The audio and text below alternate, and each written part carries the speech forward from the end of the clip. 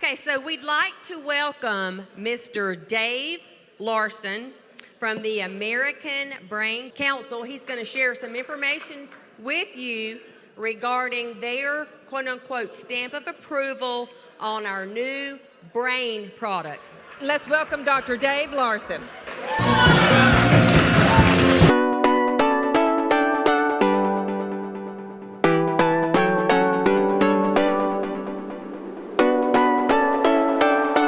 About myself, I'm the education chairman for the American Brain Council, and as she noted, in the 6 years that we've been an organization, we've promoted and put our label on less than half a dozen different products. In fact, I think Swish was the first. Steve, around here somewhere? Swish was the first product that we endorsed, so we appreciated that.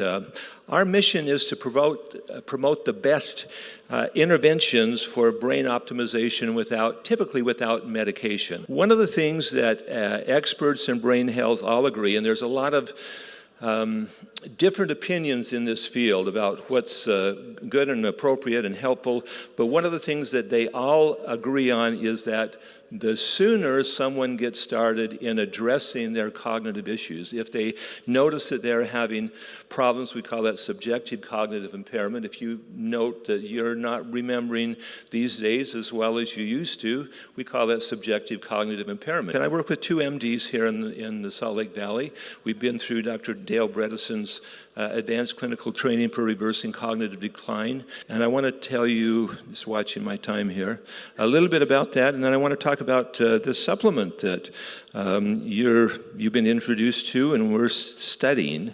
There are some amazing advancements coming with nanotechnology and nutrition, a lot of exciting things coming out. I made a note.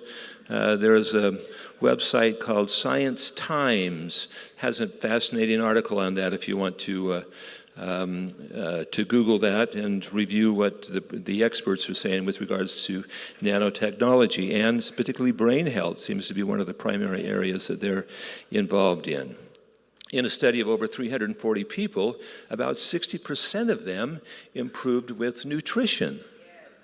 That's the number one item for if you know somebody that's having memory problems, okay? That's the number one thing that we know of that is helpful for them is improved nutrition. So let me go through some of the ingredients. I mean, this is really my forte. I've been studying ingredients for the brain for most of the last 20, 30 years. I published my first book. It's been about 20, actually, next year it'll be 20 years that talked a little bit about that. So I try to keep on top of this. I receive typically about a dozen emails every day talking about some new nutritional supplement, etc. But let me talk about what's in your product. Arginine. Is on the list that Ryan gave me, at least, was the first one. He must have been going alphabetically, if so. Anyway, arginine is one of the most important things to support healthy blood flow. In about 95 to 97% of cases of cognitive decline, individuals have a problem with circulation. Other than taking a supplement, of course, it's very important to eat a healthy diet. But people can eat the healthiest diets and take the best supplements, but if there's not something in there that can improve their circulation, then it's not going to do much for their brain. Arginine is one of those things that helps relax blood vessels so more blood can flow through. It also helps to reduce blood pressure, as is happening with one of the individuals in our study now. That I noticed that last week. It was reported by his wife. Of course, it has some caffeine in it, not very much. Only less than a tenth of what's in a cup of coffee, but caffeine is very important for a lot of us as we get older to help our brain work as it should. Glutathione, I don't think I need to tell you much about glutathione.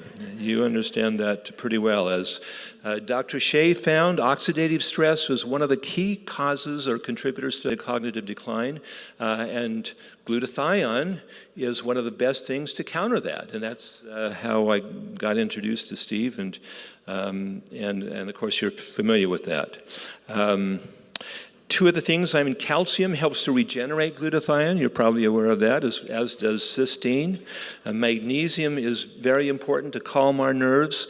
In Dr. Shea's formula, he only had 6 nutrients in his formula that after 10 years of research he found were the most important, and one of those was acetyl L-carnitine. It helps energize the brain. Phosphatidylserine helps to maintain the integrity of brain cells so they can communicate better with each other.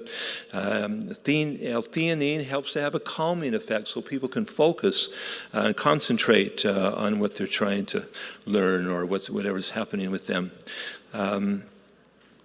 And it also inhibits, can inhibit cortisol, which we know can damage the hippocampus, the memory center of the brain. So L-theanine has several important roles there. Ginkgo biloba additionally is known to facilitate blood flow in the brain, as well as being an antioxidant. MSM and curcumin reduce inflammation in the brain. But as you work with people and you provide this formula for them, it's important that they do other things. Dr. Bredesen talks about 7 pillars of brain health, or 7 steps to go through. Good nutrition is number 1. Physical activity is number 2. But what Dr. Bredesen found in his research, and why he was able to have the amazing results that he did, is that once we make this combination of good nutrition, good exercise, stress management, a good night's sleep, etc., all of those things work synergistically together to help a person get better.